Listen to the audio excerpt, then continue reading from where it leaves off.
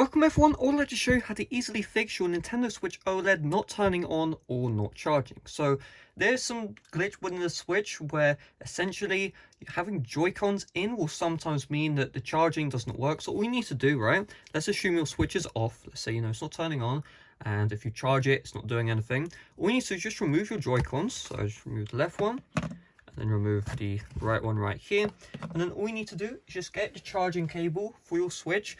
I'm not sure if being in dock mode affects it or not, but just for safety, just leave it out, and just leave it on the charger right here and just let it charge. This may take a couple of hours or so, maybe even a day, and eventually, you'll be able to hold the power button, it will turn on the Nintendo Switch, and once it turns on, you'll be good to go, and you can just add your Joy-Cons back in.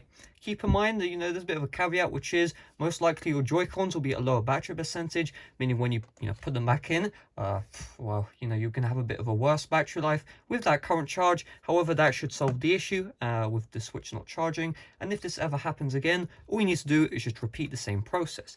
If you try this and it doesn't work, remember, the Switch OLED is a very new console. You can always contact Nintendo and get a warranty claim, and they'll replace the Nintendo Switch OLED completely for free. So you just search up Nintendo, warranty claim, and then you should see a page by Nintendo, which will cover how to do that. If you're in the UK, you actually have 5 years of warranty, which is, come on, 5 years is all you really need.